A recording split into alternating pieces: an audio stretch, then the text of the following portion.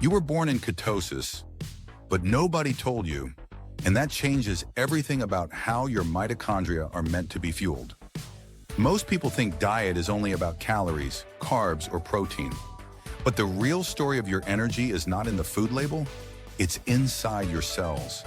Your mitochondria are the engines of life, and the way you fuel them on a carnivore diet versus a vegan diet can change everything about how you feel, think, and age. Mitochondria don't just burn calories. They are complex bioreactors that turn fuel into ATP, the energy currency of life.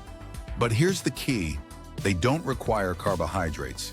They can run perfectly on fatty acids transported into the mitochondria with the help of carnitine, or ketones, which are an even cleaner fuel, producing less oxidative stress. Gluconeogenesis ensures that even without dietary carbs, the body supplies the small amount of glucose required for red blood cells and a few specific pathways.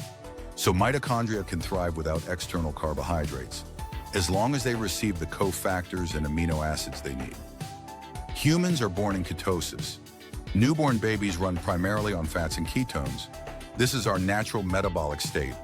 On a vegan diet, mitochondria run mainly on glucose, and when fat is mobilized, on fatty acids that still need carnitine shuttling. The problem? Carnitine itself is found almost exclusively in animal foods. Same with creatine, taurine, and hemi-iron. These are not optional extras. They are direct mitochondrial cofactors. Without them, the efficiency of the electron transport chain drops. That's why many people on long-term vegan diets report fatigue, reduced exercise tolerance, and cognitive dullness. Yes, plants contain phytonutrients and polyphenols, often called antioxidants. But here's the truth. To reach effective concentrations in the mitochondria, you would literally need to consume kilograms daily. And most of these molecules don't act directly as antioxidants. They mildly stress the cell so that your own antioxidant systems switch on, so the benefit is indirect and limited. Meanwhile, the deficiencies in B12, hemi-iron, carnitine, creatine, taurine are direct, measurable, and well-documented to impair mitochondrial function. Now compare this to a carnivore diet. Suddenly, the mitochondria are flooded with the exact molecules they thrive on. Creatine to buffer cellular energy. Carnitine to transport fats into the mitochondria. Taurine to stabilize membranes and calcium signaling.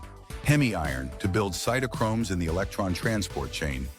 And nutrient-dense fats, which generate ketones, a clean, stable fuel for mitochondria, producing less oxidative stress per unit of ATP. Ketones are not just alternative fuel. They actively signal mitochondria to multiply, improve efficiency, and reduce inflammation. That's why many people on carnivore or ketogenic diets report stable energy, sharp focus, and resilience. What about vitamin C? Yes, it's lower in meat compared to fruits.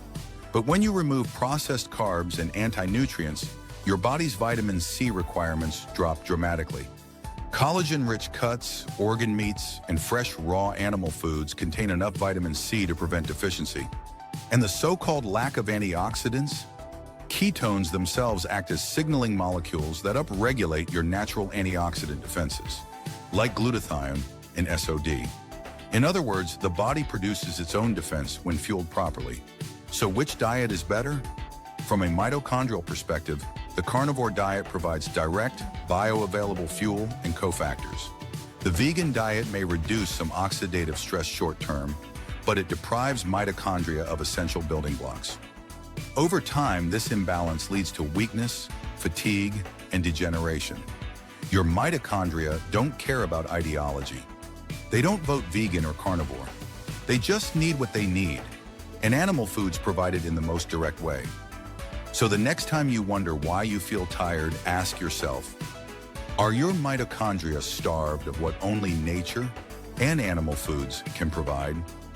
This is Cellular Fire. Subscribe for more truth at the cellular level.